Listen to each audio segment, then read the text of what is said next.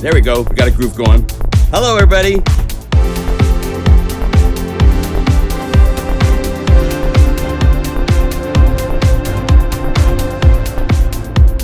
How are you doing? Welcome to a live stream. Hello. Just having fun.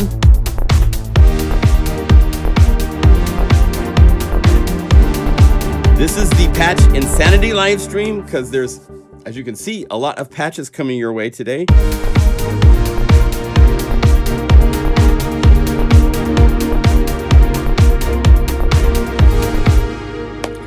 So welcome. Hey, my name's John Skippy Limcool. Hands together, head bowed. Let me check the chat. I think I kind of powered it up. We've got that to show you, so that's fun to show in a little bit. Let's go over here real quick. So I hope you all are doing good. I hope you had a great week. It's been a busy time over here for sure. Trying to do lots of fun support things for Unify 2. Hey, good. Hey, we use BBC Symphony Orchestra as professional. Okay, so yeah. So welcome to the live stream. To start with, I want to just point out we have a demo version of Unify available for those of you that haven't tried all that Unify 2 can offer. It's available as a demo now.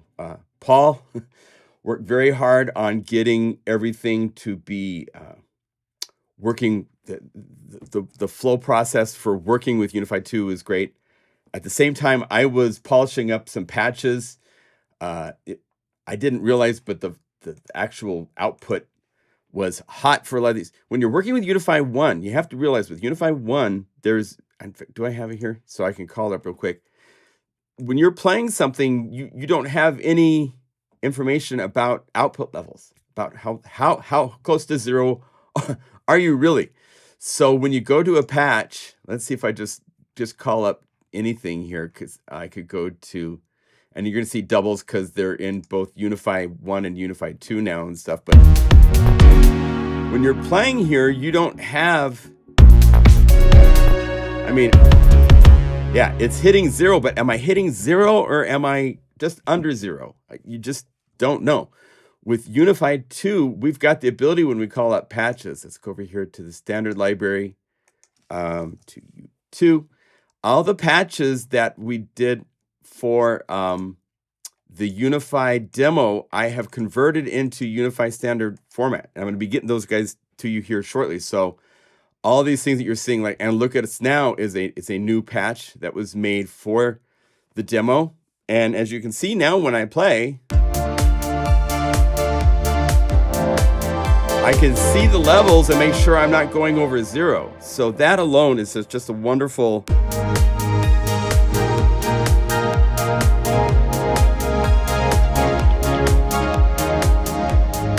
So there's so many things with Unify 2 that we love. So sounds huge in your car.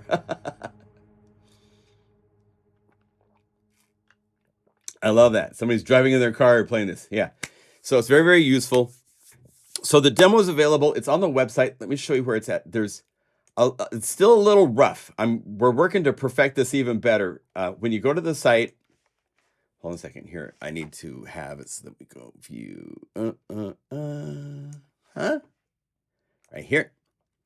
So if you go back to the demo page right here, you can click here to go to the demo. If you add the download now, it pops up where you put in your name, your email. Please subscribe to the newsletter if you want. And then you say download, and it kind of hangs. It seems like it hangs, right? There's something I can do that I'm going to do after the live stream to try to make that even better, so it actually downloads something you can read. If you check your email, that email address you entered is where the links are sent. So you can go there. You can go and access it that way. Or if you register and log in, let me go over here off screen and log in real quick. Once you've logged in, I have extra settings because I've got all the administrative stuff on the site, but check this out. Once you log in, after logging in, you're automatically on the My Account page, and you'll see that you'll have links here as well. Also, we've updated the user manual, and it's available both for the full Unify, the Unify demo, and so forth like that. So it's been updated. It's in the downloads here for the PC and the Mac, and it's available right here if you want to click here to read it. We've gone through and spent a lot of work. Paul and a wonderful handful of our beta testers have like gone over every word, making sure it's as clear and concise as possible. So that's been revised and updated. So please read that. I can't know where access Unify. If you're having problems with anything technical, I can't really help in the live stream because it requires asking questions and stuff. Please email us. I think Taylor is here. Unify support at pluginguru.com. Let me Unify support at pluginguru.com. That is our email address where we can help you with any questions you have. You can still access all your libraries. Yeah. Yeah, Taylor is saying also. There you go. Taylor is in the house. He's on it, man. Taylor, appreciate you so much. So you should be accessing all your libraries. Everything works between Unify and Unify 2. When you get to Unify 2 patches, which you're going to see more of today, we're doing both, showing you these updated patches for Unify 2's library. These don't work in Unify 1. So Unify 1 is no longer available for sale. It still works, and we're happy it works, and it's a great plugin. Nothing against that, but we've moved on to Unify 2. So our support and our focus is on Unify 2. So please understand that. Let's see here. The core version, it seems to be just a discovery new.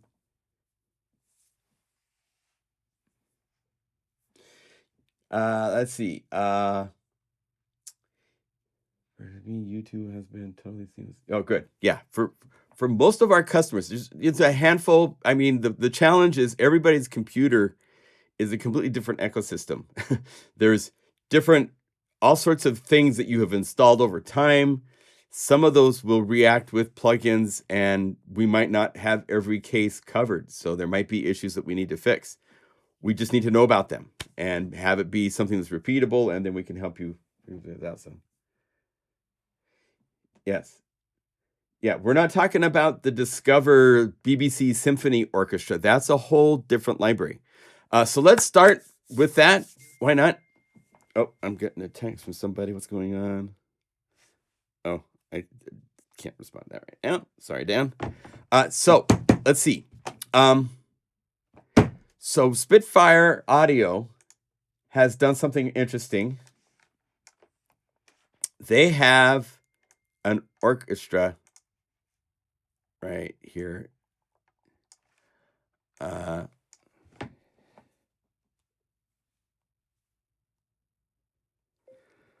Let me respond later, dude. I'm in the middle of a live stream.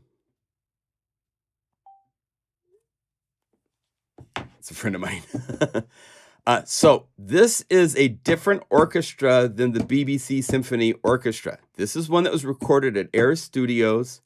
It's a very different sounding orchestra, and they have a free version available. And it just came out, and I have already unified it because this is one of those that is, I think, a really big way to show the advantage of Unify. It really opens up the door because they did it the same way, thank goodness, as they did Discover, where they did each of the sections of the instruments as a separate patch. So you have the ability to call up the violins, and they didn't include all the sections. So like the brass, they have just one of the sections of the brass and so forth. And there's a few things we'll cover in here.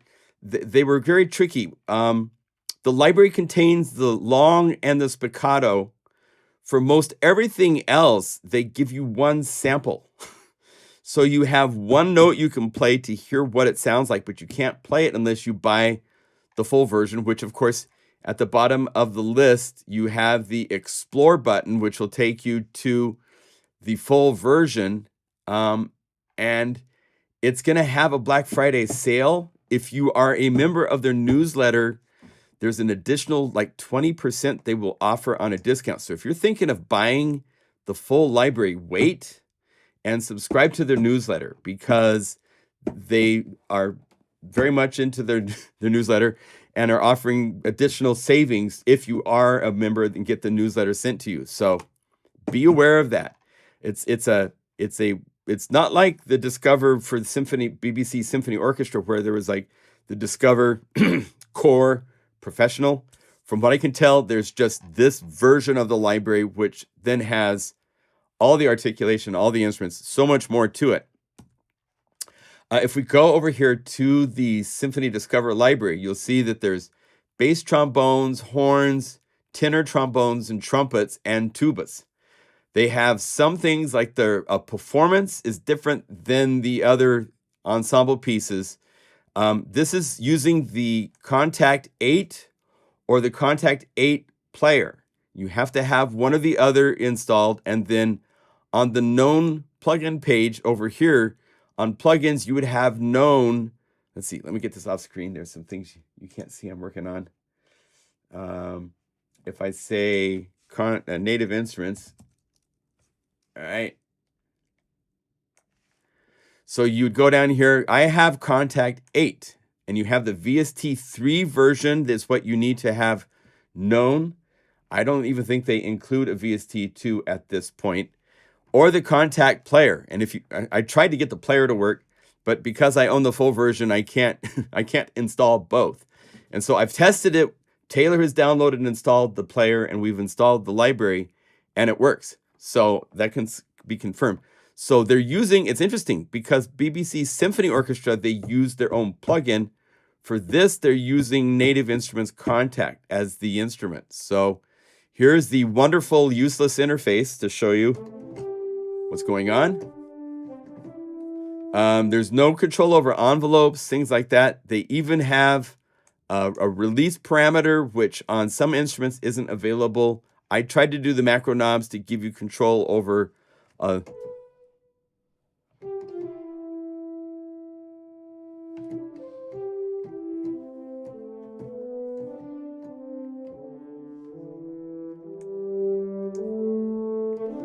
now this is a monophonic instrument. So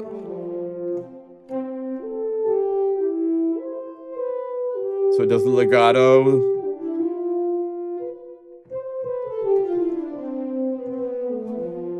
Right? Then they also have the horn ensemble.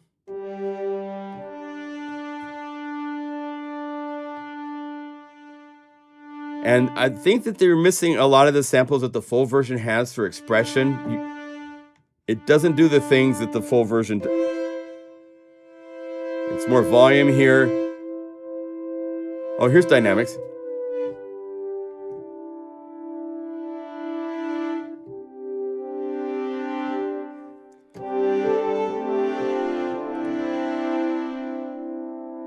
So I'm using real-time controls to change.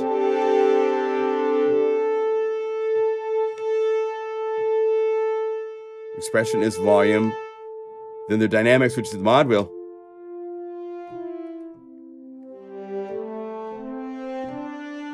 Now, as you see, there are separate sections. So you have the bass trombones.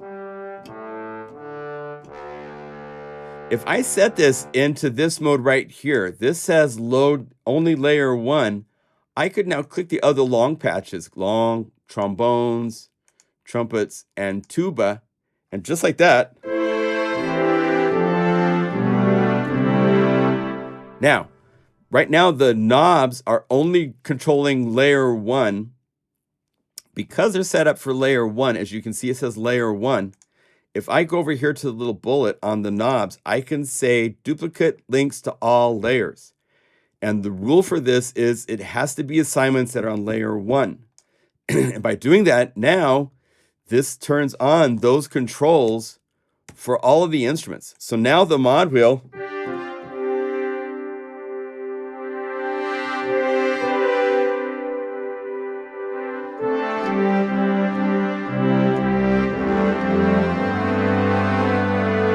and you'll want to be careful.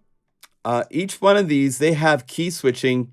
And unfortunately, they did kind of a thing where different patches have this key switching happening at different places. So if you go to like the trumpets, you'll see that the key switching is at, oh, those are the same for here. Some of the instruments, they did the same. Other ones, they go all the way up here to close to C0, which if you play these, it will switch to these other, and you can't see from here, but here, let me zoom this in really quick because it's fascinating. Let's go like this and say resize this so you can see these. But look at these. All these other ones say demo note, except for 2. So what that does is, let's see, this is the trumpet. So if I go over here to the trumpets, and let's solo the trumpets. So we say solo. So we're playing the trumpets. If I go to demo note, I get 1 note. So I can hear the tenuto, trills.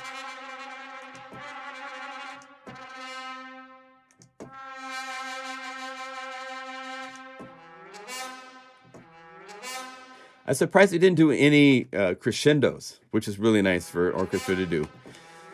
You have to do that with programming with the mod wheel and stuff, so forth. So, but that's it. So most of the library is only 2 of the multiple takes that they show you, and then a demo note.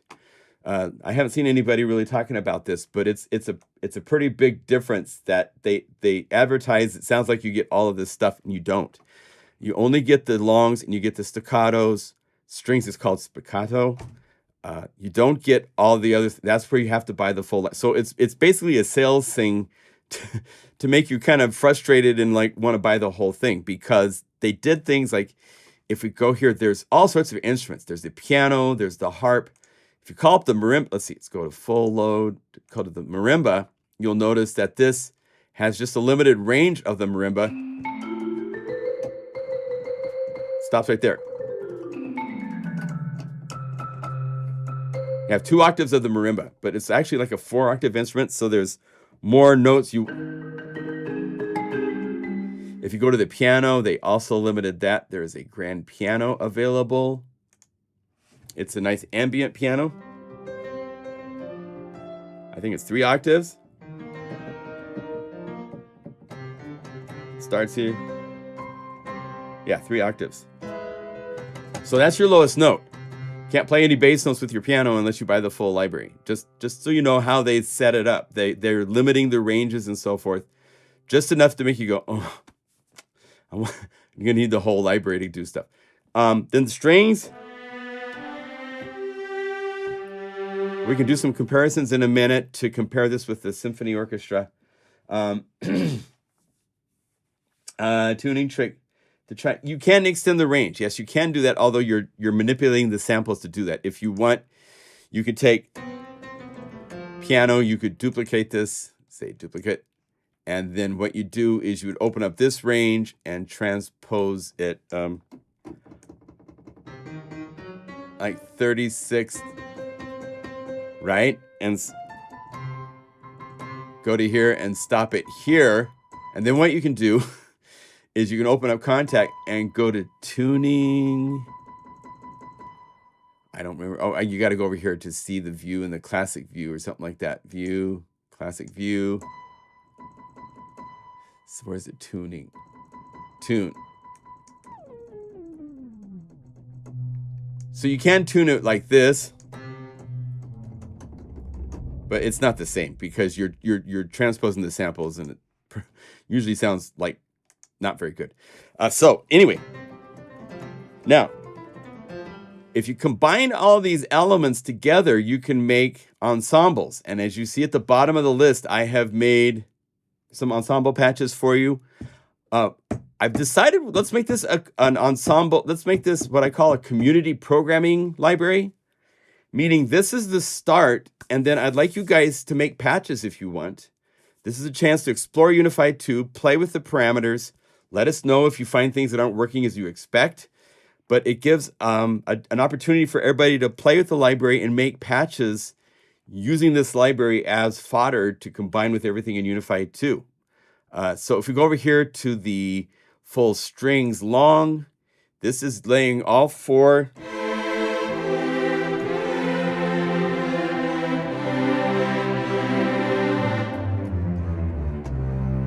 It's very, very nice.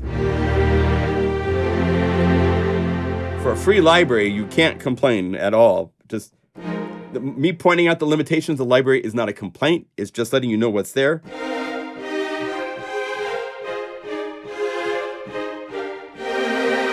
Now, if you want to compare, I have, we've actually done a really cool library for the BBC Symphony Orchestra called Discover Station. If we go to the full strings for this, let's go, not BPM, but to the strings. We can play the full strings. This is doing a similar thing where it's loading up all of the sections of the strings, and it's a very different.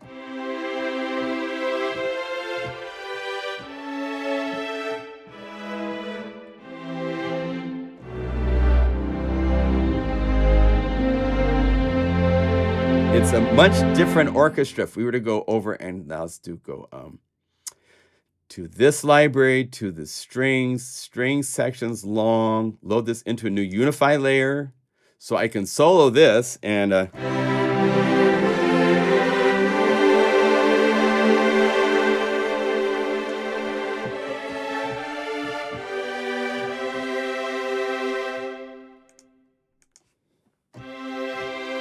hear the difference?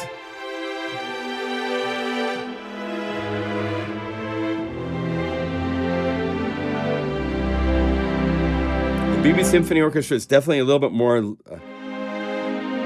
of this gentle in. The Symphony Orchestra is definitely.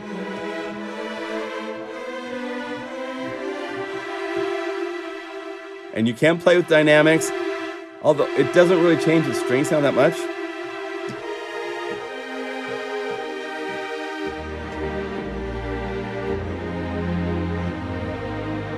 The fact that Unifi, now check this out. This is calling up an embedded Unifi that has inside of it 4 Kontakt 8 playing the strings from this library.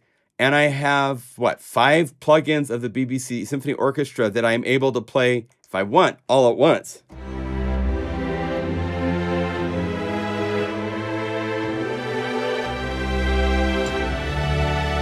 And it sounds incredible. If I took this out,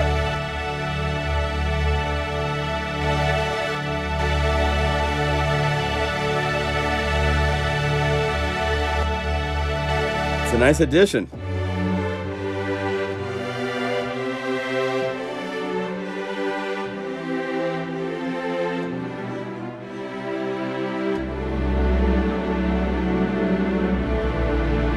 Right? I mean, it's really, really great.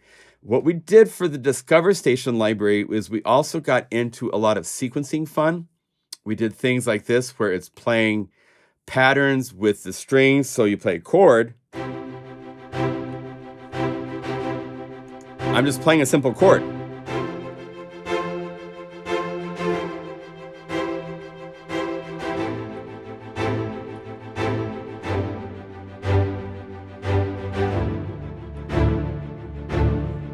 Well, I did that, of course, some with the new library. So if you go over here to the ZBPM inside of Spitfire, not Spectrasonic, Spitfire, let's go over here. BPM strings, this is 16th pattern 1. So let's call that up right here. If you recall, you might not because it was a subtle thing, but back in the day, let's see, on the MIDI box side, I put into the standard library some of the string patterns from Discover Station so that they would be available in the future for situations like this. So now we can go between, here is the BBC Symphony Orchestra playing a 16th pattern. And here is the new library.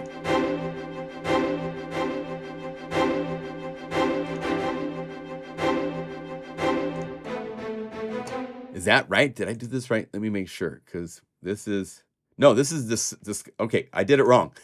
Hold on, so I'm going to go away with that, and let's go over here to Discover Station and BPM strings, and let's see, do I have the 16th patterns? Did I call them something I'm going to be able to recognize? I might not have. Let's just load up Competitive Edge so you can compare between the two. Load this. So here is this BBC.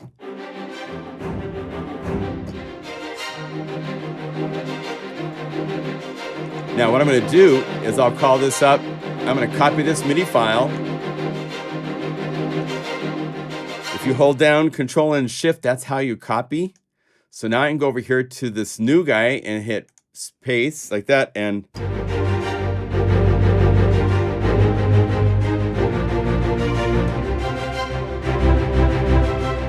so this is the new library. Here's the old library.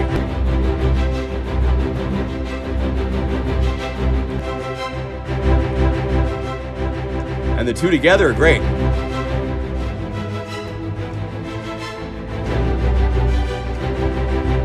I mean, the number of plugins that Unifi can like just whip around like there's no big deal is insane. Because if you get down here to the ensembles, here's the woodwind ensemble. This is all 4 of the, actually, I think it's 6 for the piccolos. And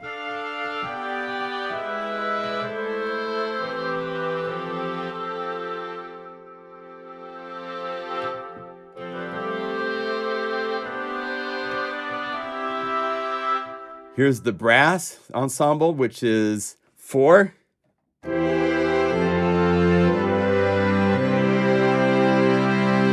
And then here's the full orchestra. 1 click, and it's loading up. I think it's around, let's see. So there's 6 for the woodwinds, right? There's 5 for the brass section, and then there's 4 for the strings. So we've got 16 plugins.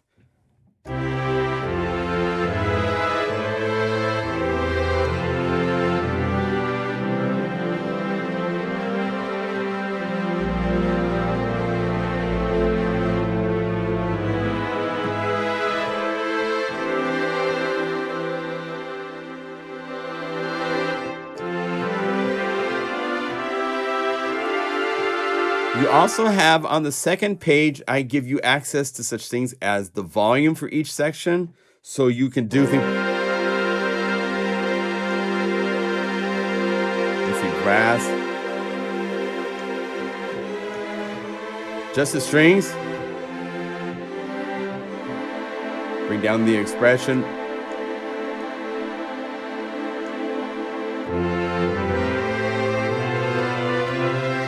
Then bring in the woodwinds.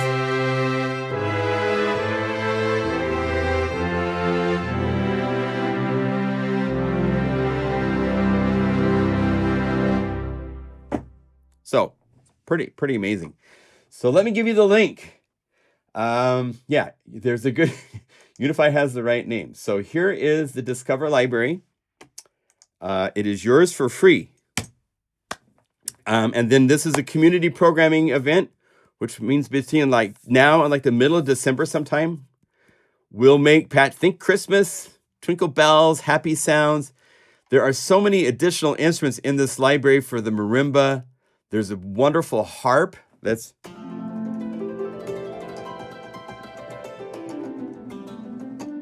there's a glockenspiel. There's a Celeste, which is lovely.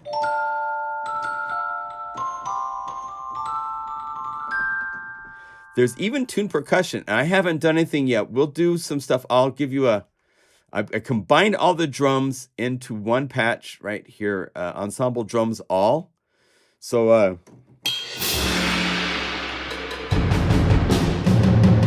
they have toms.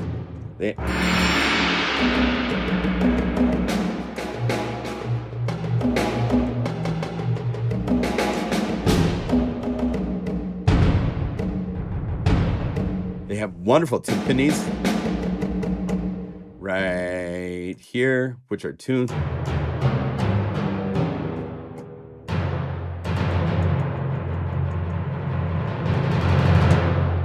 Very expressive. Really nice with velocity. It's really nice how they did it. So it's a pretty cool library. I was thinking, should I charge for this? But I'm just going to leave it at this point and get it to you guys and see what you guys want to do with this. Maybe at the end of this live stream, I'll give you a tutorial on making something into a BPM patch so you see how to do it. It's not that difficult, but let's move on because there's other stuff to show you. There's also 2 plugins to show you. There's a delay. Actually, no, let's see. Today it's 2 reverbs. There's our friends Valhalla. They have brought out a new reverb called FutureVerb. And let me show you the link to that. FutureVerb. It's right here. I will tell you, after all the amazing spiffy things that they've done with, you know, with Supermassive and so forth, I mean, this is, as they say, their best algorithms to date. They spent a lot of work on this. The reverbs are very nice. It also has an echo built into it, side by side. Has an interesting interface, similar to all the other ones that they have as far as the knob assignments go. Once again, it's $50. They don't go on sale. They're never discounted. It's just $50. Boom. Thank you very much. Let me show that to you. Let's do this. Let's start with let's start with something simple. Like just go initialize the patch. Let's do it with an instrument. Okay, we'll do it with an instrument. Let's do from this. Let's go performance.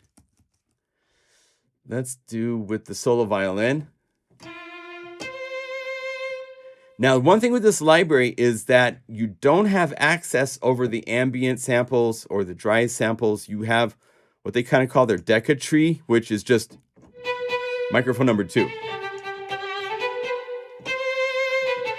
So whatever we put on this is going to be with this reverb, which is why I'm not too keen on doing that, but we'll do that to start with, and we can go somewhere else in a minute. But FutureVerb is right here.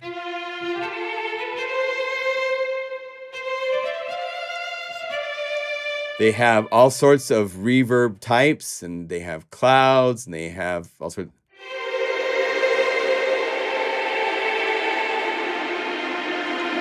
Some do chordal things, cathedrals. So we can put it into a large, giant cathedral.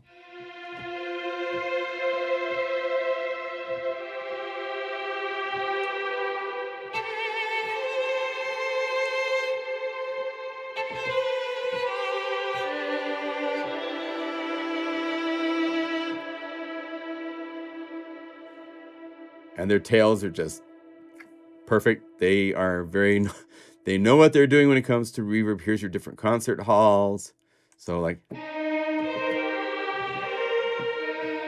how the color changes is really nice.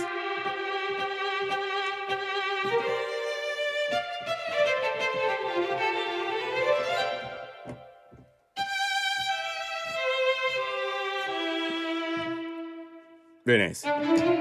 If we were to put this maybe on a drum thing, so let's go over to the metronome, and let's say U2, find a groove. Let's just put this whole thing on the groove and see what happens. So let's say future.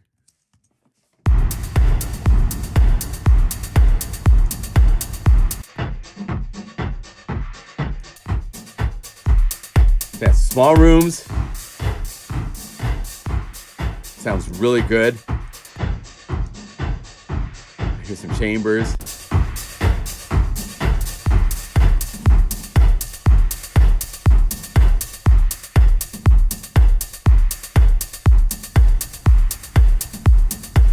Here's where you choose whether it's reverb into echo or echo into reverb. The different types of reverb modes, they have all these different ones. Frozen.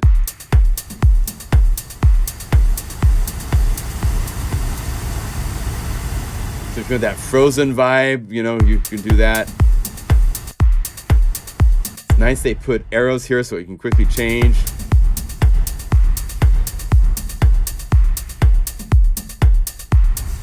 It's great. I mean, their reverbs are great. This has a different characteristic than the other reverbs, although it's more similar to the reverbs that they have.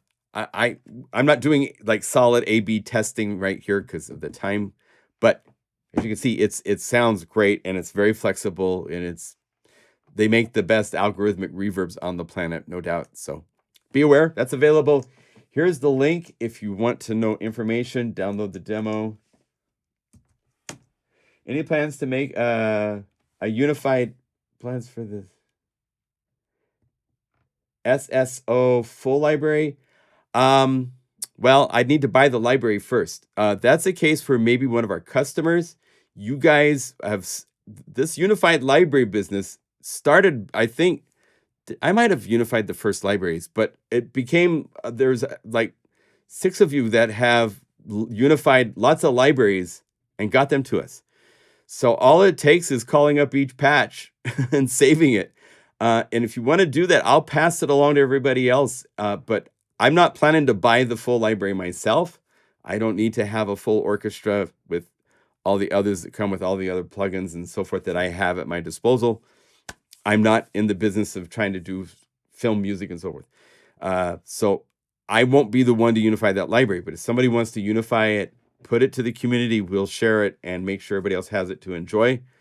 All you do, you can, well, I'm going to show you one more reverb, but we'll talk for a minute about how to make your own unified libraries because it's really easy. It's not that difficult to turn everybody's like waiting for the unified libraries, and we'll cover that for a minute. But let's do this. There's one more plugin to show you that's really interesting, and it's from our friends at Audio Damage. Audio Damage does really cool plugins. They're like trying to find the cool, alternative things that you might not have thought of. They have a cool take on Shimmer called Ascent, and it's right here. So I'm playing a sine wave.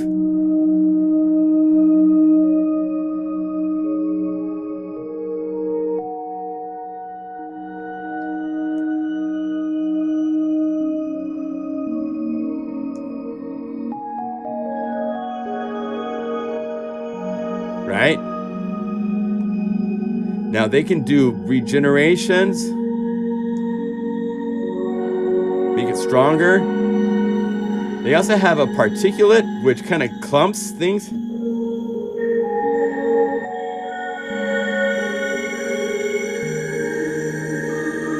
Which is really cool. So if you're into shimmer effects of different types,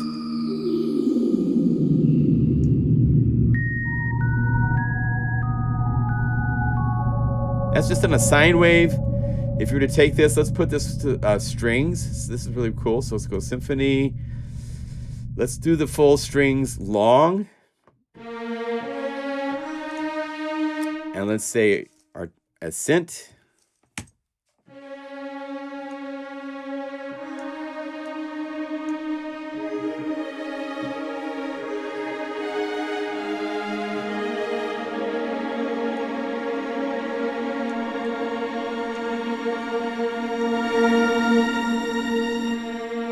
Oh, they have a duck on, so let's turn the ducking down.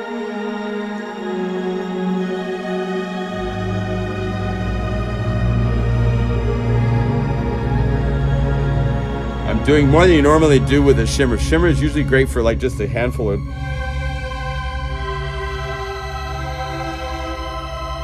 So it's actually 2 different reverbs. There's the shifting part.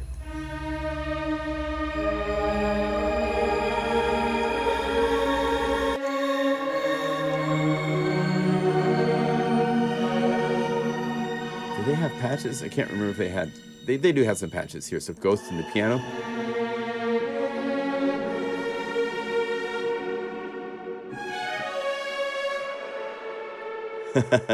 Little dark thing.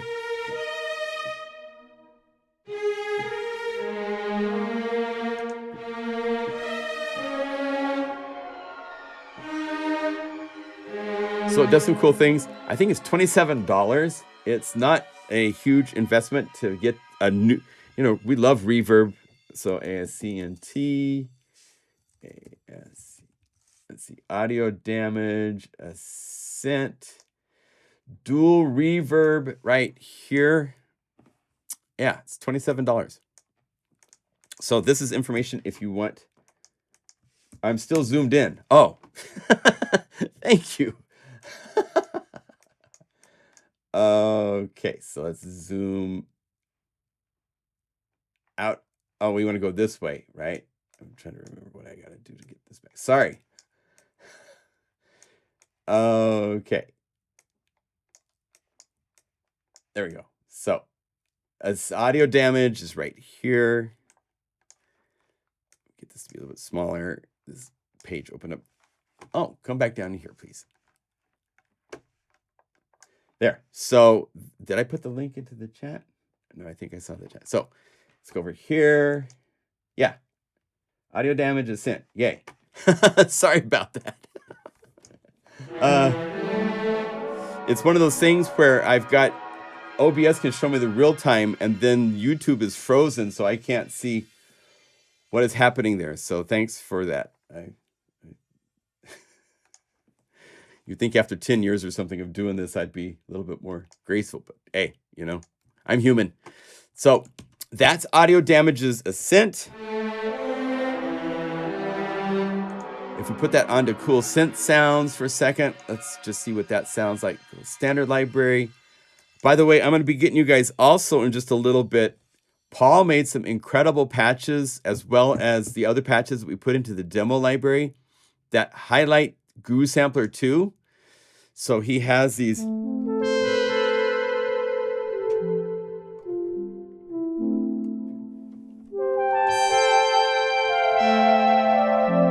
You're going to love playing these. They're so cool.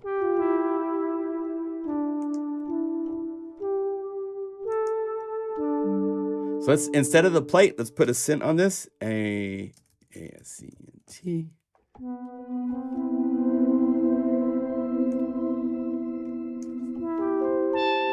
And let's bring down the ducking. The ducking is really strong.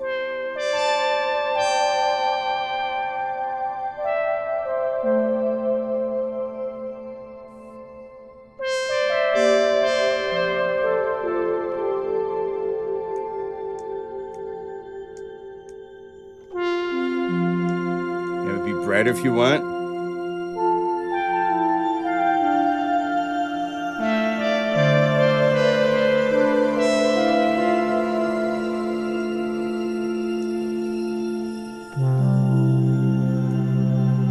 More subtle if you want to bring down the regen, the bloom.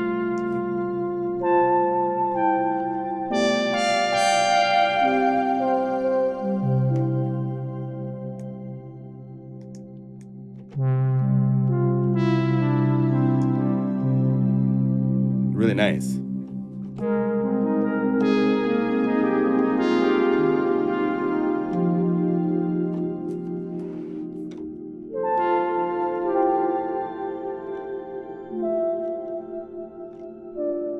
Patches are just so expressive.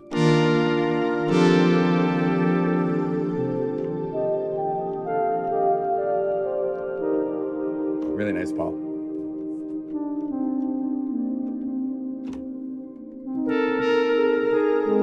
Yeah, so I have a link to get you this library as well, because I know you're going to want to play with all these lovely patches. I'll show you a couple others. Here's the Tremolo Road.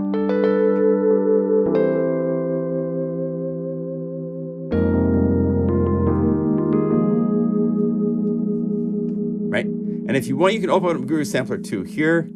You could go looking. The easiest way is probably to right click and then go here and see all modulation destinations. I'm hoping we have a button here at some point so we can just get to that quicker. But this will show you everything that's going. So you can bring down them. If you want to have it be more stable.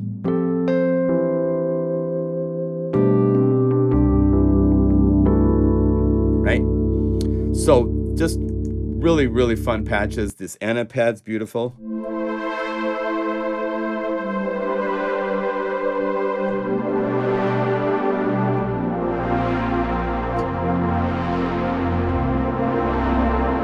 Right?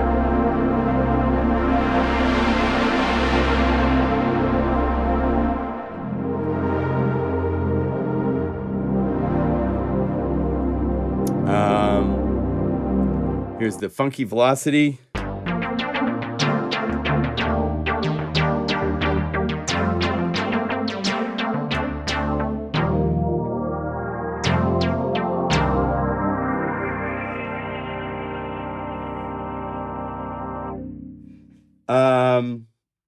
So no, the demo won't load patches from other libraries. We purposefully decided to limit it so you can't. It won't load any patches except for the ones it comes with for you to evaluate and play with. And then you can decide from there to get the full version, and then the libraries work. That library still works with Unify 2. It just doesn't work in the demo. We limit it so it doesn't load or save. It just plays only the patches that are in there, plays for 15 minutes. You should know in about 10 minutes that Unify 2 is pretty cool, how it can plug in and load all your plugins and all the cool patches it comes with.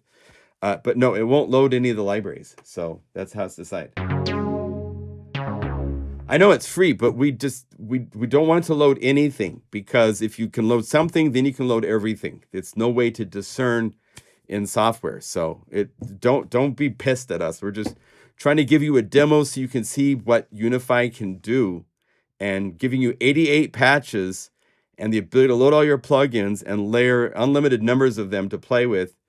That should be sufficient to make you realize, help you realize that there's a lot you can do here. So, but no, it doesn't load any of the libraries. So, okay, sorry. It's just, we decided not to open up that can of worms, because if it can load one library, then it can load them all. And there's no way we can turn that off. So if you want these, this is the patch update, voicing patch update number 2. Here is the link.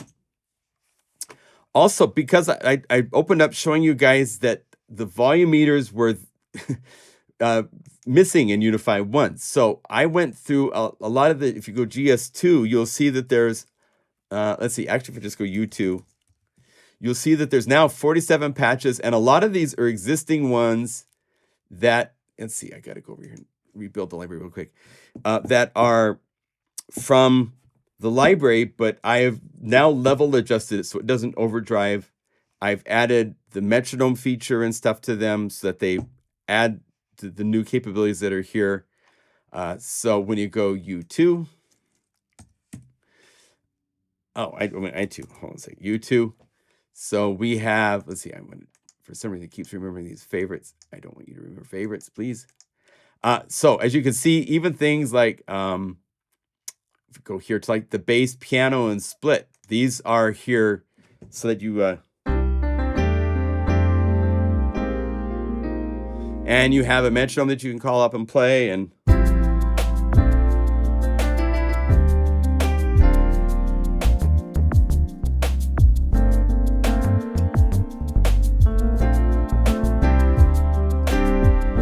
you notice I'm not hitting. If you turn this off, I mean, I did the best I could, but back in the day, I didn't have access to that. So when I'm playing this, it's quite a bit louder, but you see I'm like pegging it the whole time. So it was nice to go back and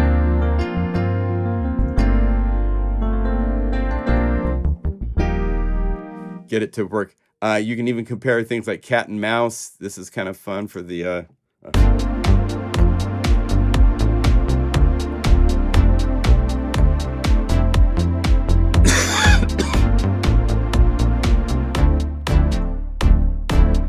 Now, a couple tips really quick. If you're gonna play this transport mode becomes really handy. Let me make sure you can see this.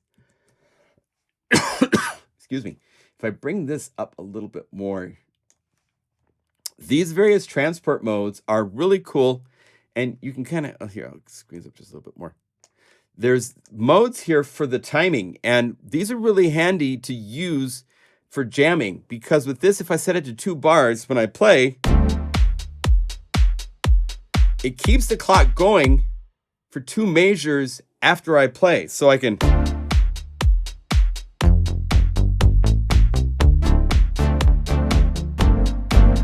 The other one that's really useful is to just set it to manual mode. This is for the standalone version only, of course. If you go to the DAW, the clock is now managed by your DAW. If you set this to manual start and stop, it's now just a matter that the drums will start when you hit the play button. I can play out of time, I can play when I want, and I have to just come over here. We're gonna add controllers so that you'll be able to start and stop with your external controllers. They're not here yet, but that's one of the things on the list to add. So you'll be able to do that kind of a thing. There's a whole lot of other patches in here. Go down here. I love Beautiful Anarchy is really fun for the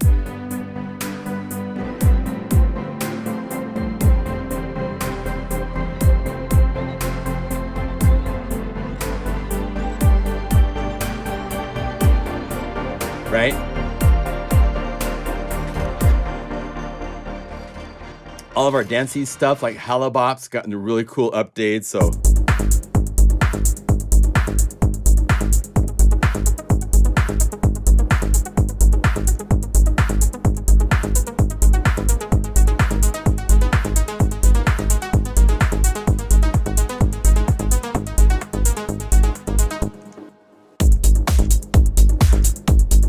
right, so you have a metronome. This gives it that added extra edge for when the really groove hits. So this is all set up to play and have fun. Things like this one's really fun for the...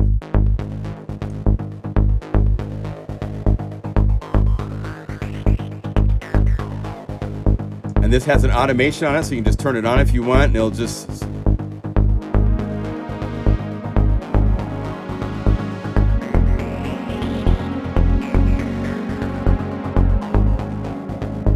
So this library is now added. There's over, I think, it's like 40 some, I can't remember exactly how many patches are added to the library, but all of these that just say U2 have been updated to add additional things. So you have even more U2. These patches that are U2, of course, will not load into Unifi 1. So if you are sharing a library with Unifi 1 will say, I can't load these patches. You have nice... with a nice groove to play along to.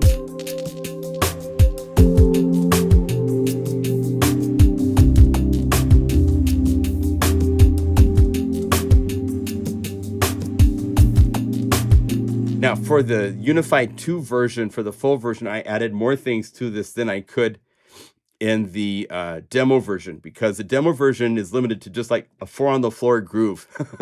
So I used, if you go to the BPM drums, these step sequence patches, these are new. These is using the step sequence. You have to play C3 and it plays correct. If you play any other note, you might find some cool alternative patterns, but you're transposing the notes that the step sequencer is playing. I've asked Paul, we're going to add at some point to the step sequencer an ability to not listen into note input, so we could make drum grooves and stuff like that, and then not have it fall apart on other notes on the keyboard. So C3 is the note to play for these guys. This is a fun one where, check this out. This groove, I'm using a fun shaping here to let the snare play and fade out the envelope.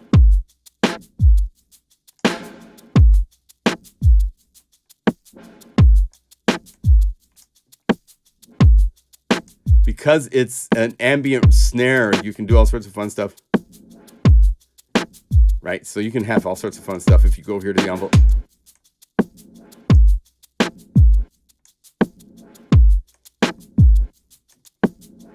And it's sample accurate and does the same thing every time, which is really cool.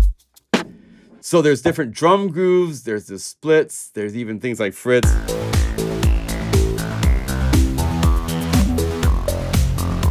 And look at it, I'm not distorting. If you go to the original version and play it,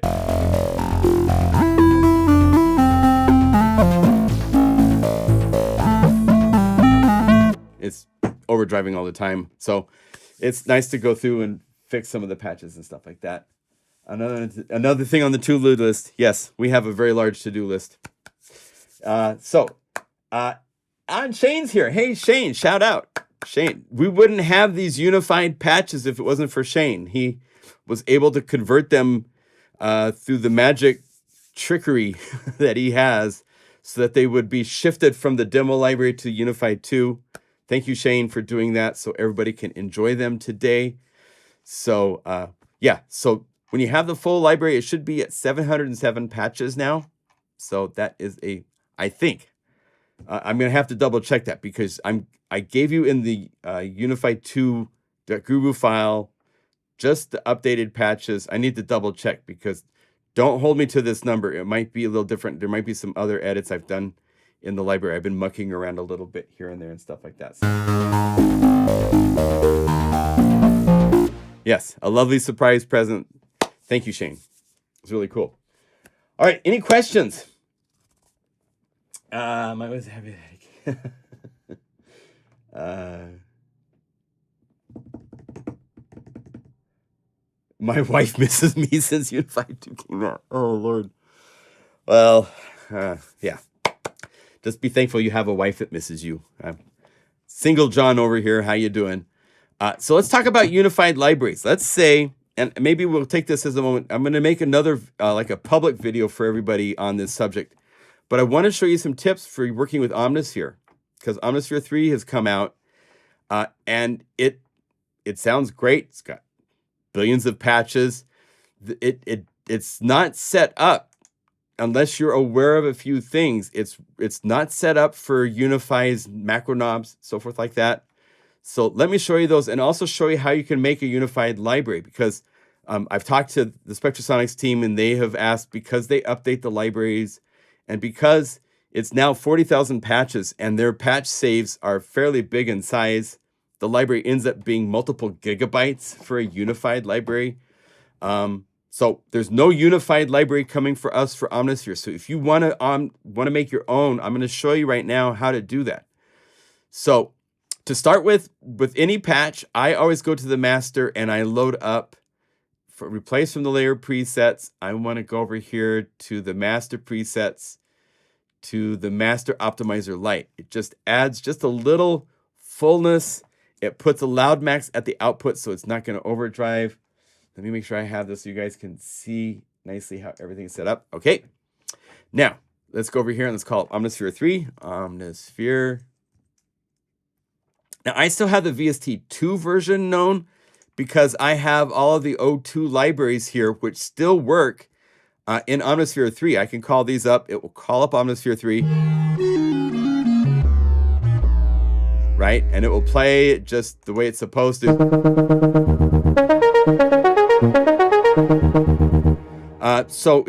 If you want to be more future-proof, chances are you might have the VST3 version of Omnisphere known.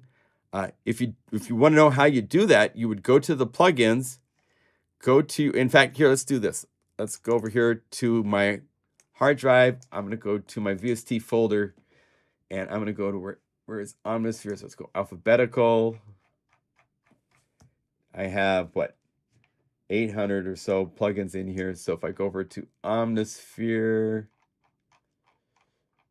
this is in the VST3 folder, right?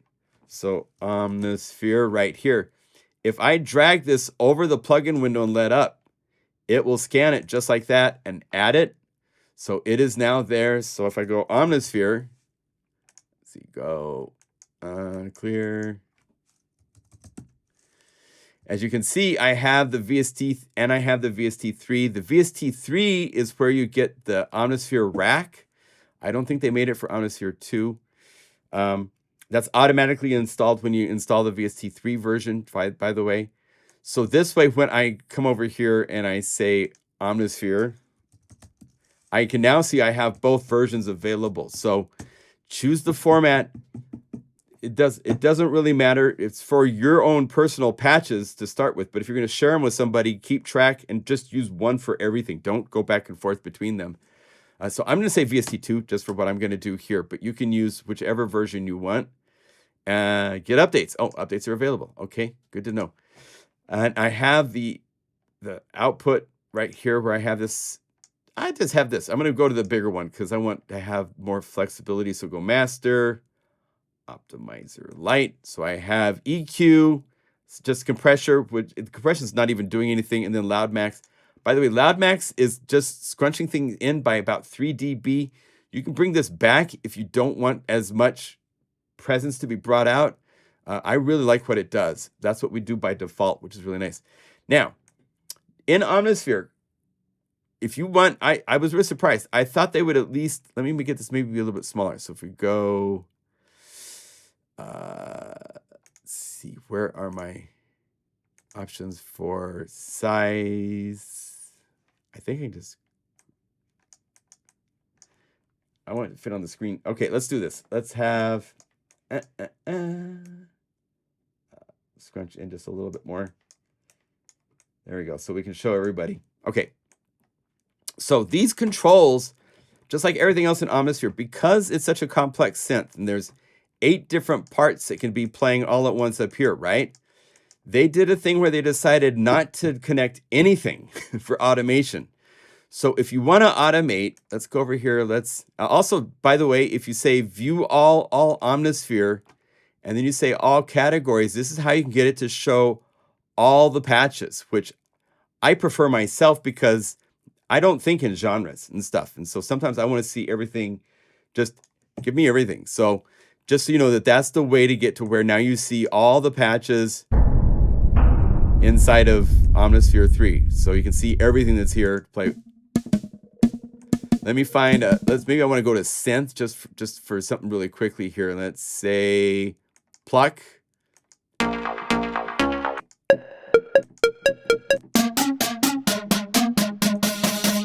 So let's say I want to have cutoff available. If you notice, when you go over here to your knobs, let's go to knob 2, and we go plus, we go over here to Omnisphere. It's nothing but parameters and levels. And there's, I think, 512 parameters available. They don't pick any for you. So what you need to do to get automation to work is go to any parameter, make sure you're on the layer, because this is remembered when you're doing this. We're on layer 1, so I'm on layer 1. I want this cutoff control, so I right-click on it and I say Enable Host Automation. And if I do that to the cutoff, and I say resonance and the envelope, now when I go over to Unifi and I look at my knob assignments, instrument, Omnisphere, at the top of the list, 1, filter, cutoff, resonance, and envelope. So you have to register parameters. It can be any parameters. You can go to the effects, to the reverb settings. Or if I want this to be, if I want to be able to change this, I have to right-click on this and say Enable Host Automation. Now it shows up as an option, so I can go to this knob. I could say, give me Omnisphere AE2 mix. So now I can turn on automation.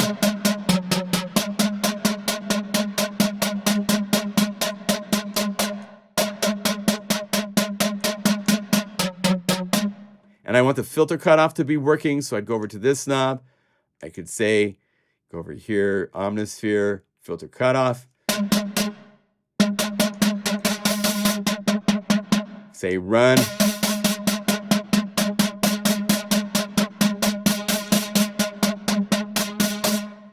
There you go. So you have to do that. There's a way, and this is something you'll need to study, but there's a way to save this setup. And I have not gone through, maybe the save is a default. I would read up on their manual on controllers. I'm not totally clear. If I make Omnisphere go away, if I call it back up, Sphere, I was in the VST2, so let's go back here. If I look at these, each time you load up Omnisphere, they are not remembered. So you need to save them so you can recall them. It's not the most user-friendly, but it's very powerful. But I'm not sure exactly how they do that kind of stuff. But just be aware, these parameters don't work until you assign them and basically register them so that automation can be enabled. Same goes for trying to automate it in your samplers, your DAW. You can't move any parameter and have it just play back in your DAW until it's been registered. So just be aware how that works. To make a unified library, let's say I wanted to play with some ambient sounds. And let's say we want to go pads and airy, and let's say I like Air Magic Carpet, and I want to be able to call this up again quickly. There's a couple of options. There's multiple ways to build up a unified library. If you just want to have it so you can call this up from this interface, you could go to the menu here and go save as a preset. And you could save as a template preset if you want, so that way it shows up in this pull down list. So I could say Air Magic, go to my preset name, Air Magic Carpet, and save. I didn't spell that right, so let's fix that. There. save air, magic carpet. And then I also like, let's say, light as air. So if I go back to the same menu in the top left corner and I go save this also as the preset. So I could go light as air and save. So those two patches are now in my preset list. So I could go back to air magic. Right? Now, there's other ways to do this. You could save it as a layer preset. So if we wanted to go save this into a layer preset, I'm going to say new folder, and I'm going to say Omnisphere 3 faves, or whatever I want to call it.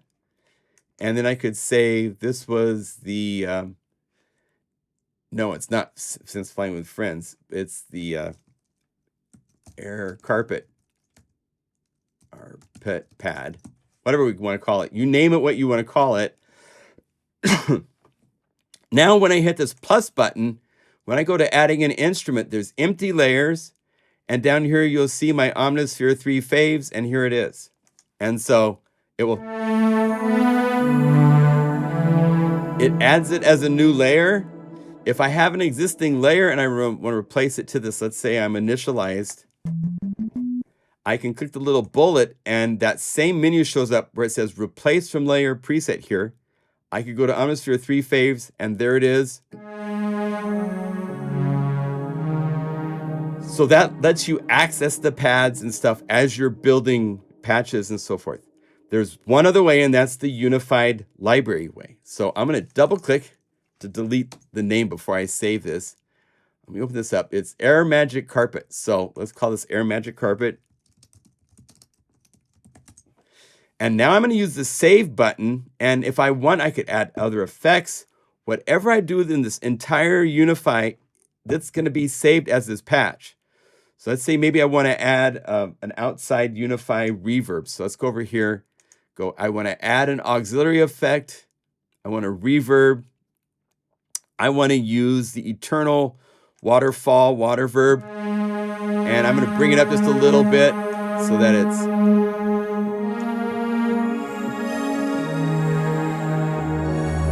just has a little bit more of that reverb going on in Shimmer stuff that I want, right? So I go save. Now I don't have a library yet to put this in, so I have to make a library. I'm going to say new library at the bottom. See where it says library name? Click here, and at the very bottom of this list, it says new library. So you can say new library. This is Omnisphere 3 film project number 2. So let's say I'm a film composer, and I'm trying to put together a set of sounds for certain projects or scenes. You name the library however you want to name it. There, it has made the library. Now I can call this is a pad, air carpet, or let's see, air magic carpet. And I could put notes used for the theme for the lonely, the robot. Whatever you want to put for your comments and stuff. You could do categories. You could do tags so you can find it quickly and stuff like that. Replace with the author. This is something you could put in if you have your own name in the, I'll show you where that's at in a second here. Save as, and I'll go save as, and then save, and it's now saved into, and it switches to this new library. Now all you have to do is call up Omnisphere. Let's say I also want to have light as air in here. And I want different effects. I'm going to use Ascent, that new reverb. I really like that, to Ascent.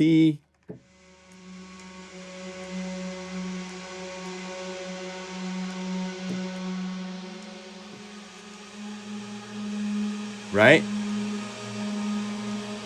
Now this is it's not Air Magic Carpet, so this is for light as air. So we'll rename the layer light as air. Go save. We're going to save a new patch. Give it a different name. Pad, light as air, comments, tags, whatever you want. Go save as, save. And for me, it switches to all libraries. It's not supposed to do that. But now if we go back here to my Omnisphere 3 project, I now have 2 patches. So I've started making my own unified library. That's all this is it's saving out patches in Unifi format. So let's say I want a bass. So let's go over here. Let's go to bass sounds, bass deep. I want that. So this is called Twilight Strings Drone. So let's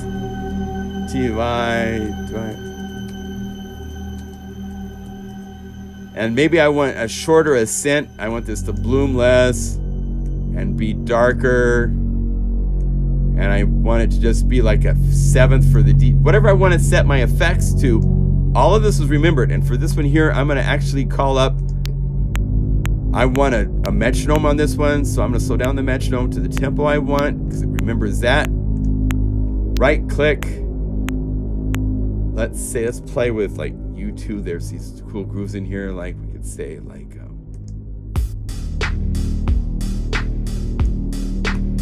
okay, I like that. So turn off the metronome for now, but it's there when I want to call it up now. So I go to save. I could call this a bass or a drone. Name it whatever you want. Drone. This is Twilight Strings. And since I have drone for the category, I don't need to call it a drone. If you can call it whatever you want. Save as.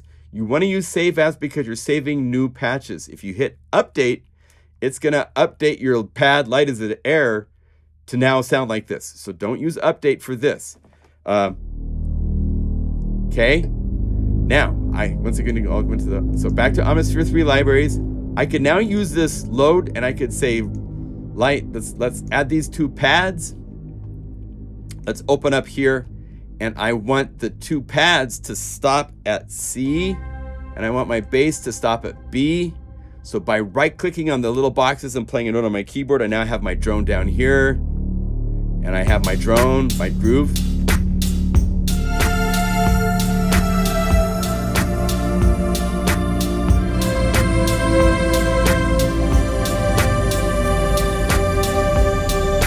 Okay. Let's say I want to save this as a patch so I can call it up. In fact, I want the drone. I want to be able to open this up and close it, right? So I'm going to right click, enable host automation so it's turned on. And then I can go over here to this knob and let's say drone filter. Right click on this. I'm going to have the full range. So I hit the little plus button, go to the drone omnisphere, and there it is, global filter. So I now have automation available for this parameter in my film queue if I want. Okay. And then all I have to do is go save, and let's give it a new name. This is a split. So this is where the naming for me is important because it tells me what I'm going to call it before I call it up. And this is the empty warehouse scene. Whatever you want to name it. I'm just making up names as I go. Make sure you click it's on by default, save metronome state, save as, save. And okay, so we're still in here. So now I've made 4 it takes no time at all and you'll have a bucket list of patches.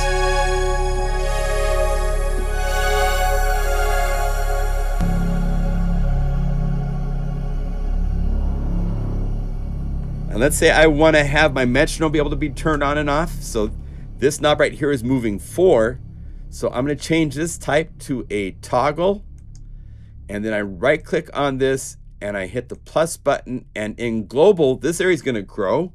Right now, we just have 2 for turning on and off the automation of all the macro knobs that are tied to the little play icon on the knobs. And then automation for the metronome. So now when I hit this on, it turns on the metronome.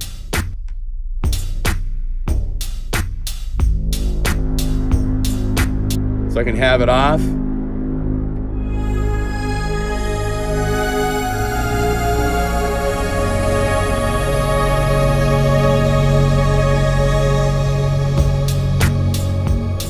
There it is.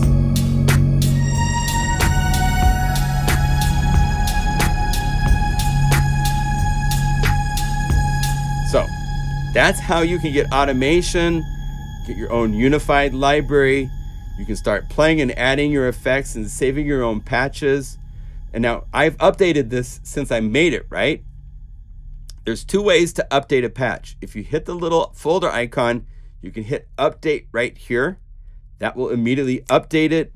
You can also hold down Option or Alt, and when you hover over the save, it's now yellow. You click it and it goes green. That means it's also been updated. So you have two ways of updating, and what updating does is it's just taking a snapshot of everything that's set parameter-wise, putting that into the file now so it's been updated. So that means the filter, this drone is now called up. The drums are called up on. I didn't name this, so I should name it. So say metronome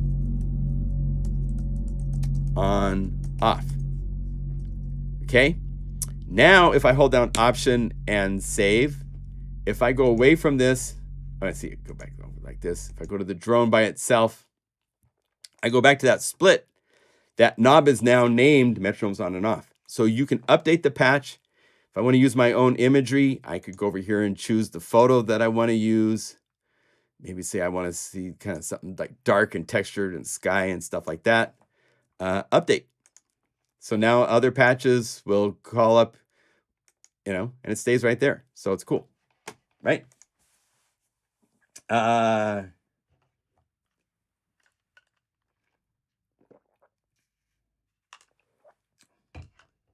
Yeah, Option or Alt, click the update button, depending on PC or Mac. On a Mac, it's Option. On the PC, it's Alt.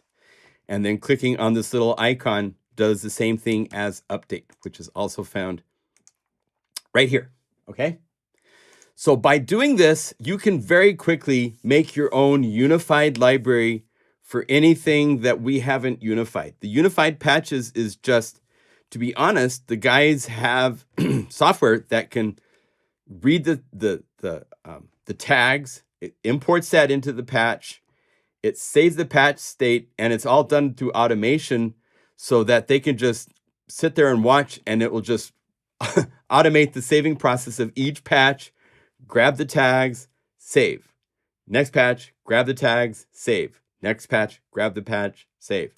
So there's automation software. It's really reliable on the PC. I haven't found on the Mac something that's as reliable at doing everything. So if you go to our forums, we've had discussions talking about how to do this if you want to try making unified libraries in like more serious, legit ways and stuff like that. Any questions? I said we really did. John, share the link. Yes, the Spitfire. Here, I'll share links one more time. I'll put these in the video description right after the live stream too. Here is the Spitfire Symphony Orchestra Unified. And I will also get you, I'll say right here, Unify Patch Update 2. There's the Unify Patch Update as well. So both of those are some. Can we get rid of the crowns? This crown is something you have to do yourself.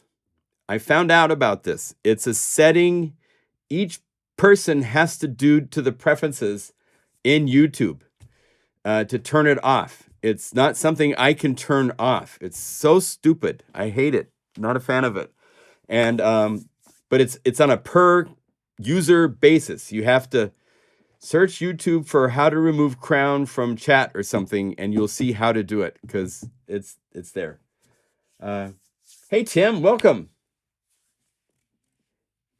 Yeah. So yeah, the crown it's a setting. It's a setting each user has to set. I can't globally turn it off. It's useless. All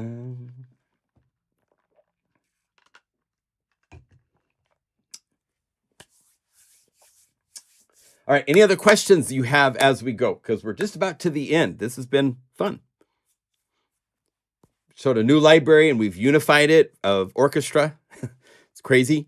Now, if you want to play the orchestra, one more thing to show you that I wanted to show you before we go. Symphony Library, let's say you want to do your own MIDI file groove thing, right? Is Unified 2 Unifi Pro?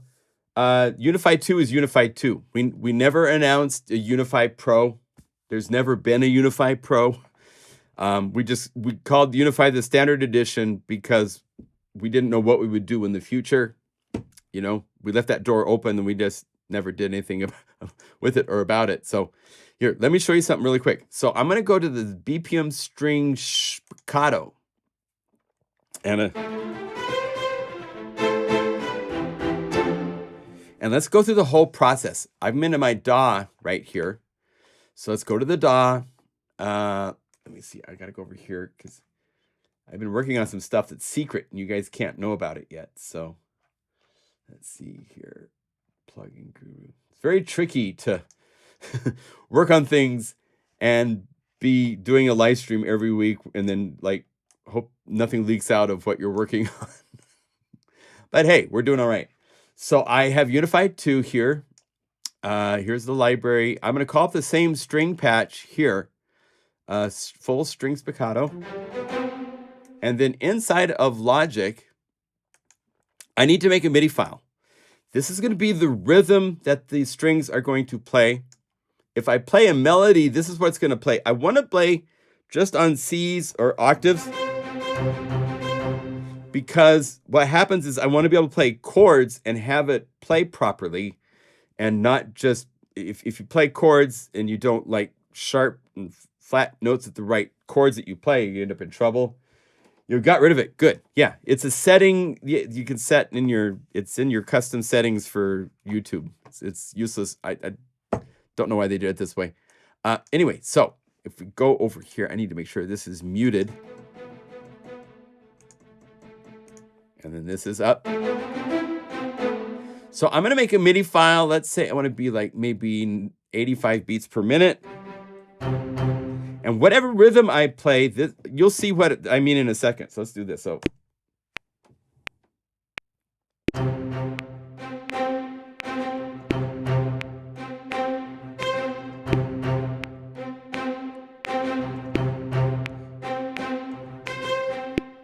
Right? So I have. Now I can play with the timing of this a little bit. I love inside of Logic that I've got a percentage quantize I can change.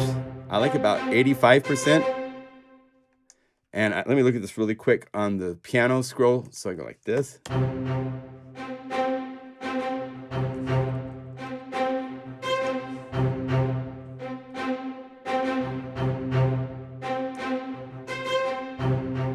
Right. And let's say I want to add an additional note. And I want the velocity of this note to be a little bit higher, so like that. Okay, so I'm going to name this. I'm going to go over here to my little text tool and say strings, octaves, slow dance. It's kind of got it's got that spacing in there, slow space. It's called slow space. Copy that name, and then I use the key command to export this as a MIDI file. And I'm going to save it into Unify, and I'm going to save it so that I can build my own version of this library, because we're going to want to get these all together in the end. And so that means your MIDI files need to be included in the library. So I'm going to go to the Unify libraries. Here we go, libraries. And then I go Spitfire Discover. Now I don't have a MIDI file folder here yet, so I need to say new and call it MIDI files. Okay. And then I'm going to go up here and I'm going to paste this name, slow octave space. So that's done. I can turn down the volume. I can make sure that I disable this Unify so that it doesn't play for me, because I don't really want to hear that. I just want to hear this one. So now I made one MIDI file. There's 4 layers playing this. So this is an interesting bit of trickery. If you want to do it this way, if you hold down Option or Alt and you click the initialize button, which is your little nuclear sign, that tells Unify to only keep layer 1 so that it's gone. And then I can go over here and I can say move into new embedded Unify. So it moves this Kontakt into a Unify layer which now I can go from this Unifi layer, I can go to the Spitfire library, and I can load up this patch with the 4 different strings. It's 4 strings spiccato long. So this is set properly, and it's now inside of one Unifi layer, playing the same. That way I can expand this, and I can go over here and I can say, give me MIDI box. And I say MIDI box right here. Library, I want to use from the Spitfire Symphony Discover, and I click right here to load, and there's my octaves. My octaves, so now when I play a note, it's playing at this current tempo. I set at 95 or so, right?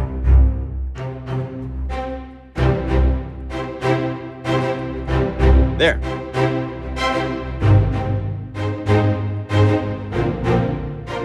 So that one note MIDI file, because of the way MIDI box works, it has this poly transpose. If I say play only, no matter where I play on the keyboard, you see it's playing the same. I can say transpose, and now it's monophonic. It's just one note. The magic sauce of MIDI box that makes it so freaking cool is this poly transpose, because now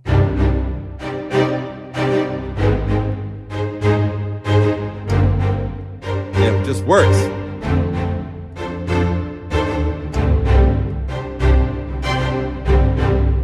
Now there's controls here for the offset and the velocity scale. If I want to emphasize, I can say offset and emphasize the scale. This will make the louder parts louder, the softer parts softer.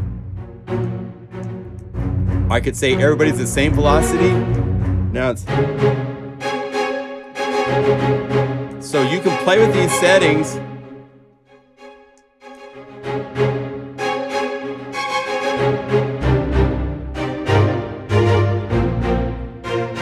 Other places to play that are really fun. After MIDI box, click right here, go to Unifi Standard to Creative, and add a jitterbox.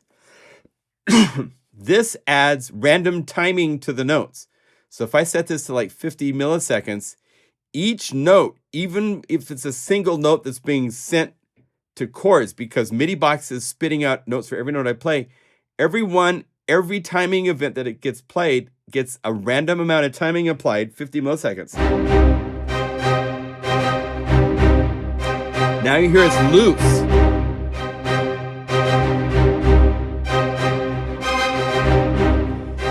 The other thing that you're going to want to do, and this is very important, Spitfire Audio is notorious for putting a lot of air at the beginning of the samples to really capture that very beginning rosin motion. They don't truncate the things. They have actually a parameter called tightness you can use that. Now, as you see, all my knob assignments are broken. If I wanted to re-establish them, it's best to go to your knobs and just first use this option right here of remove all invalid links. Then you can go to each one of these, and I need to go into this Unifi, right here, Unifi 2, and here are my knob assignments. So I could say expressivity is really important. So I want to, and here's tightness. So I go to tightness, I go here, Unifi MIDI 2, tightness, expressivity, instrument 1, Unifi 2, expression. So now, this works. Tightness, actually, I put it as a bipolar because here's like normal. That's even more space. Here it's a lot tighter because they're actually moving on the sample start. So they have some tools in there to adjust that. The other way to adjust that's really useful is to go over here and say MIDI box timing. And let's do as an example. Let's go over to our metronome and let's call up a cool techno groove of some sort. Let's see. I'm going to call up like Arrival Tech, and I don't think I have it turned on yet, so let's turn it on.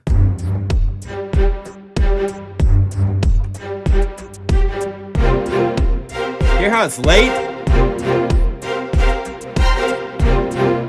there's a parameter in MIDI box right here. It's kind of deceptive. This lets you shift the timing of the MIDI file playback plus or minus 500 milliseconds. So if I play this, if I shift this back, watch.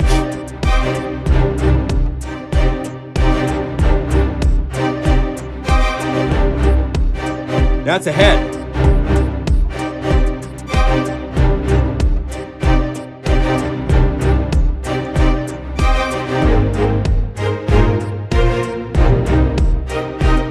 It's about 35 milliseconds or so. You could look at it if you want to be really accurate.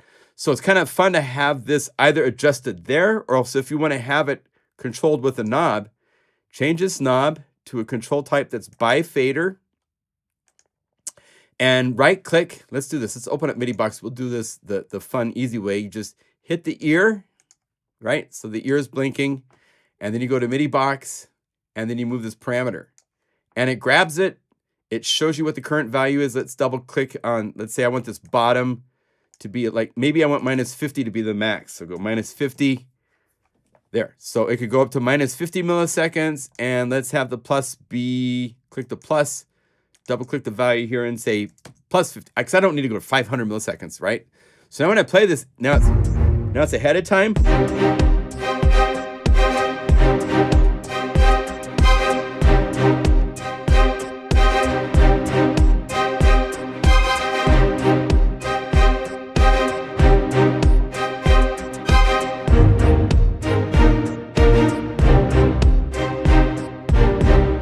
So that timing is important when you're dealing with acoustic instruments, especially with Spitfire audio, because other sample libraries also will have space sometimes at sample starts. So this allows you to offset the whole MIDI file. The one thing is just they have to make sure that the delay, the error at the beginning of each sample is consistent, and they do that pretty well. So that's pretty cool. One other trick I'll show you really quick. Well, let's save this. So we've made something. We've made our own MIDI file. We've got our knobs that we want to work. If you don't want a knob to be used, you can hold down the Option or the Alt key and click the little bullet next to each knob, and that will reset it. Like I have tightness, I have expression. Release doesn't do anything. Let's say I want to have the mic volume just in case. So I'd go over here to Unify 2, volume. Because I loaded this as a patch inside of this Unify layer, it made sure that all of these knob assignments, it came with the patch. And I set these knobs up and saved them so that they're there. And because of that, it just makes it really nice because this top layer, I can now access those knobs. But you have to go into the Unify layer. Now, the delay and reverb are right here. They're auxiliary synths. So those are a little bit different. You would go over here and you would say instrument 1, auxiliary. Number 2 is delay. Number 1 is reverb. So we would go over here, plus instrument 1, auxiliary synth 1. So now I have the ability to have reverb or delay.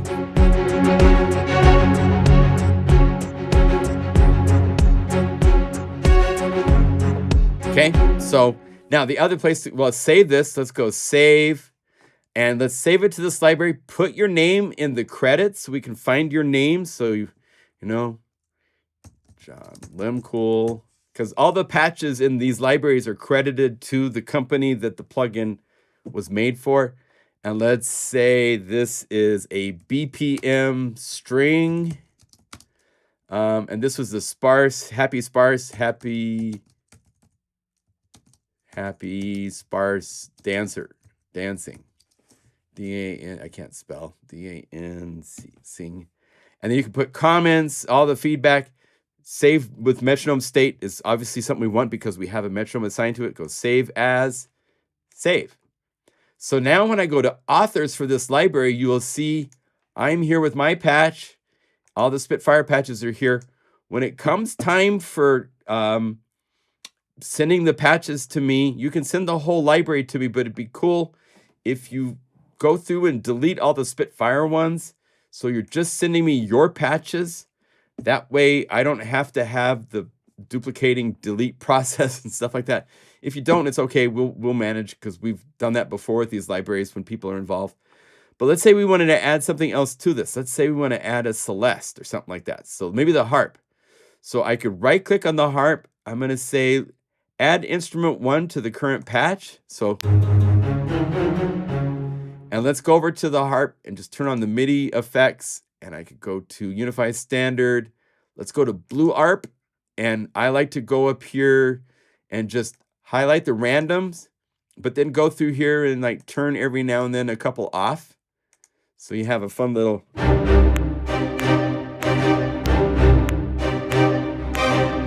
Let's see.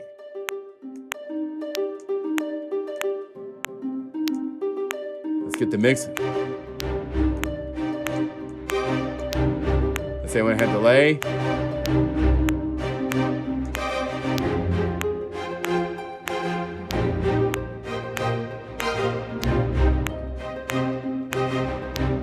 All right, so then I could go save as, and let's say that we want to call this BPM.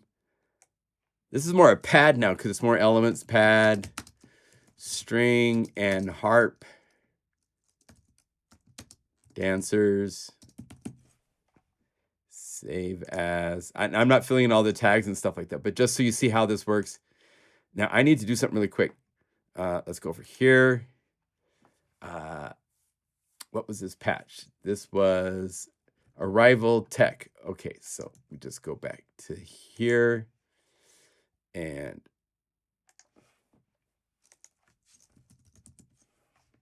call this back one more time.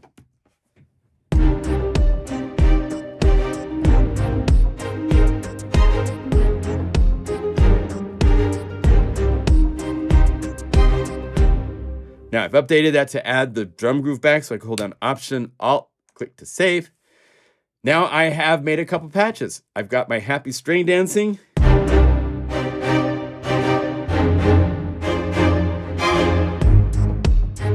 Right? And then I have the harp and strings together. So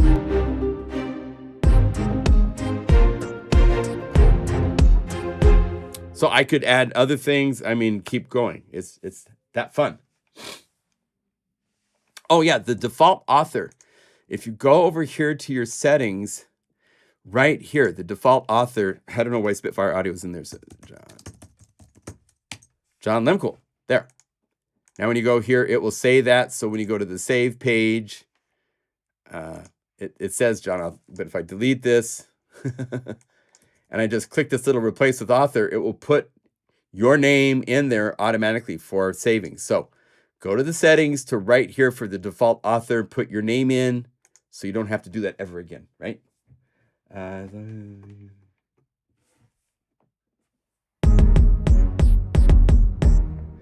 right. All right. I think we're a little over, but that was worth it. And if you don't want to...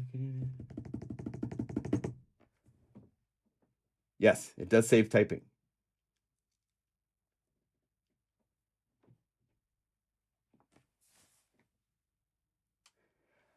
If something is locked that you want to edit, let me show you a really quick trick, because I locked them just because that way everybody has the same data. If say that I wanted to meta, I don't even think I locked these. Let me see, reveal in the Finder. No, these are not even locked. So you can edit the Spitfire library. If you're in the standard library, those are saved. Like if I go trying to save this, it says, I believe, it says you can't save. All you have to do is take the patch, say delete, then go save, save as, save. You now saved it in a format where you can edit this and change it and do anything that you want. So you can take something that's protected. You can also take something that's protected, like this is in a unified library, so it's not even one that's protected, I think. But if we're in the standard library, and let's say that it's vocoder patch, right? You can edit this, go to save, and just change the name. Just add JL to the end of it, go save as, and save. And now you have your version next to the one that's not savable. So there's ways to work around our protection so that you can edit and modify the patches. We didn't want to make it like impossible. We just want to protect the patches, because I can't believe the amount of tech support email we get if something can be changed. Somebody accidentally changed it, now it's playing something weird, and it's because it was a patch they could change. So we wanted to take that off from the tech support. we get so much tech support as it is, so we try to keep it narrowed down a little bit. Get back to your artwork. Okay, good. Good to see you, Dwight. Well, let's, we are talking about, oh, Korg multi-poly, not you two. Oh, okay. I missed that part of the conversation. We're having a side conversation about the Korg multi-poly native, which has an impossibly complicated UI. Oh, I see. Yes. Okay. Yeah, I can't speak about that. We have workarounds for Unifi. Multi-poly. Can't help you there. It's fun to work on that synth, but yeah, the interface and stuff was designed by other people. You have to talk to Korg about that. All right, shout out from Boise, out from Eagle, Idaho. Thank you all for joining us. It's been a fun live stream. Pick up the orchestral library. To make that work, just to verify, you need to have the Kontakt 8 full version or the free Kontakt Player. If you go to Native Instruments, they have this package you can install. They have half price upgrades going on right now and stuff like that. But I believe you'll find, I'm not even sure where they have it anymore. I think it's the bundles. Complete start right here. This will get you the Kontakt Player and a whole lot of other stuff to work with. And this will install the Kontakt Player. Spitfire Audio has links to help you get going once you get the library. You have to go to Spitfire Audio, register and download. It's about 6 gigabytes, I believe, in size. It's a lot of samples, a lot of data, a lot of stuff. And then you have to put that together. I would recommend strongly that you first make sure that when you call up Kontakt or the Kontakt Player, that you can play the library, the orchestra library there before you involve Unifi, just to make sure that everything is working. I'm going to call up Kontakt 8. Oh, and it crashed. Okay, nice. Thank you, Native Instruments.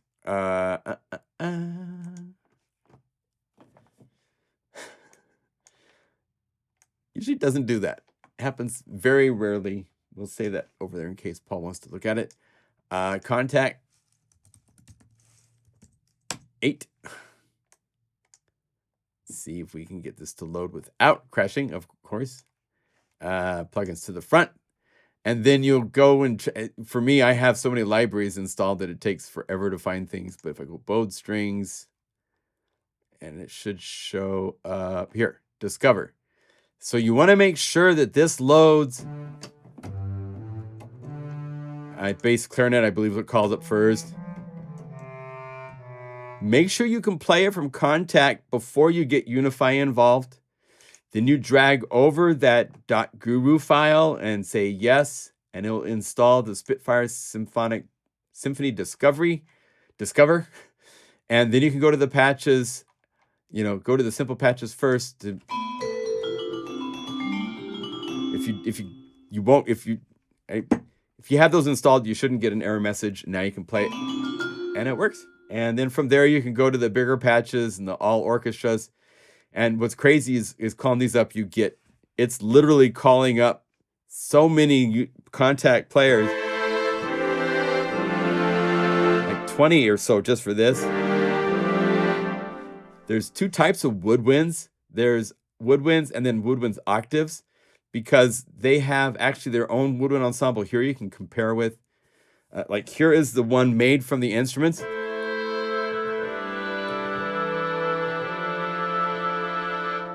And then the octaves just layers this and then transposes one of the layers below. So there's now the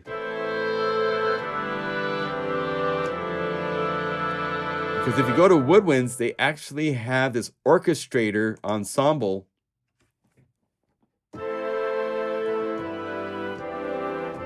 Sounds very different because you can't change the mix of this. This is their mix they decided for you.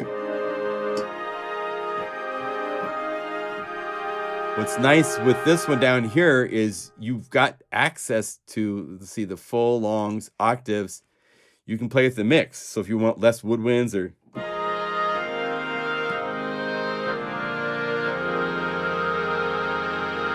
So it's much nicer to have access to everybody here and go, I want less oboe, I want more flutes. You can also go over here, you could add just EQ to the flutes. We could say EQ, filter EQ.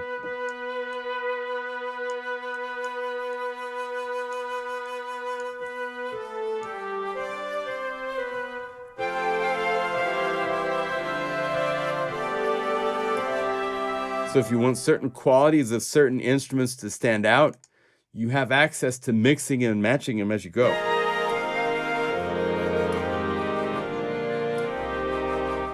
So there's so much more flexibility when it's all the separate elements to play with. I even put in a knob on the second page. No, I didn't. I thought I did. I was supposed to.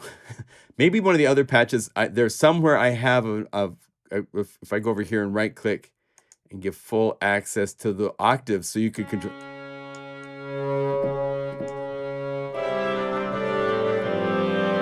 More octaves or less.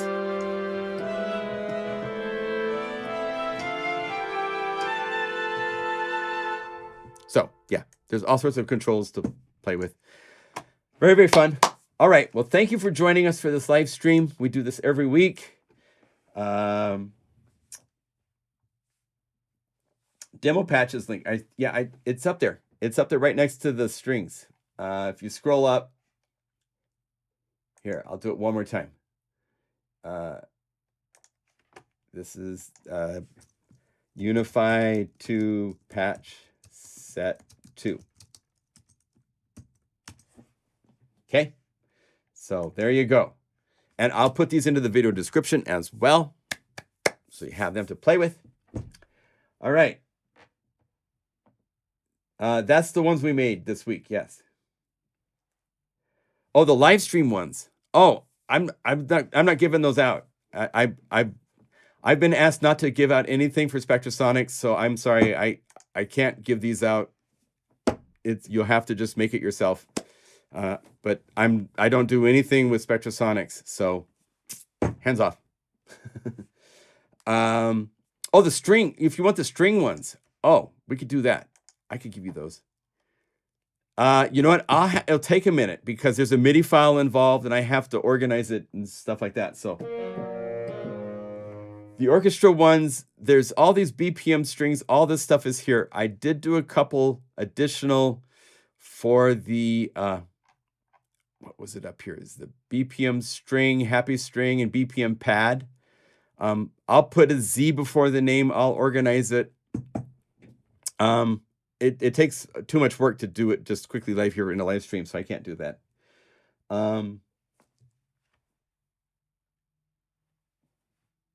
Yes. Okay.